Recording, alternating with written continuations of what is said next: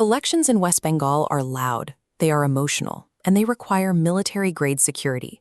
When millions head to the polls here, the atmosphere is tense. To keep the peace, the state relies on sprawling, multi-phase voting schedules and massive armed deployments. You will see lines stretching under temporary awnings for hours, just to handle the sheer logistical scale of the entire operation. This map highlights why the state commands attention. West Bengal controls 42 seats in the Lok Sabha, a heavily weighted block of national political capital. But it's also about geography. Bengal acts as a vital funnel, physically connecting mainland India to the northeastern states.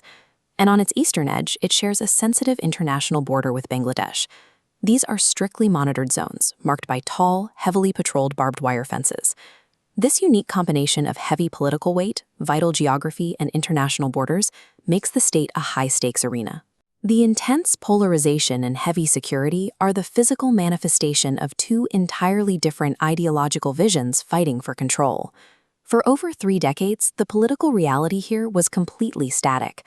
West Bengal was an undisputed communist fortress, heavily dominated by the left front. You would see a sea of red flags and hammer and sickle emblems across the entire state. That absolute monopoly finally cracked in 2011. Mamata Banerjee and her All India Trinamool Congress, the TMC, dismantled 30 years of communist rule, pulling the power dynamics out of the hands of the left and establishing a fierce regional leadership. But the landscape didn't stay quiet for long. Over the last few years, the Bharatiya Janata Party, the BJP, went from being a minor local player to rapidly expanding its voter base, mounting a direct challenge to the TMC. This graph tracks the historical vote shares over recent election cycles. Notice the total collapse of the left and Congress lines. At the exact same time, the BJP line spikes aggressively upward, converging directly on the TMC's position. That rapid structural collapse erased the old multi-party system. A once predictable ideological stronghold evolved into a bitter, direct binary face-off. On the ground, the TMC operates a formidable defense. Powered almost entirely by Mamata Banerjee's personal brand, the party locks down tight rural strongholds and relies heavily on a deeply loyal base of female voters. Their ideological strategy is built on massive welfare programs. When Banerjee speaks from these elevated platforms, the message is clear: fierce Bengali regional pride and strict resistance to any dominance from the central government. The BJP operates entirely on offense. They push heavily into Bengal's urban centers, utilizing the immense visibility and weight of their national leadership to build momentum.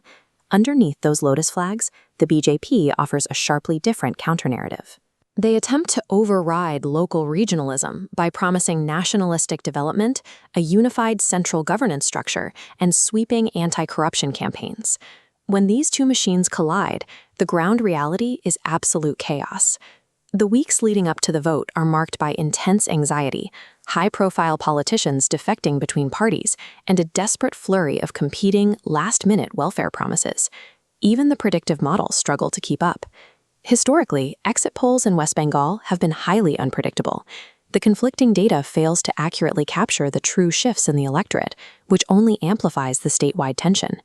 This creates a hyper-polarized clash of core identities. Voters are pushed to choose between competing definitions of cultural belonging and political loyalty, a dynamic that defies standard political modeling. For the incumbent TMC, holding on to power means successfully defending their regional identity. Those massive street banners and waving flags represent an entrenched defensive posture against outside influence.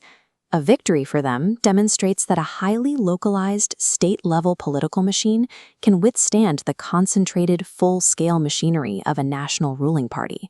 Conversely, if the BJP wins, they accomplish 2 goals. They crack open a historically hostile eastern stronghold and expand their geographic footprint across the national map.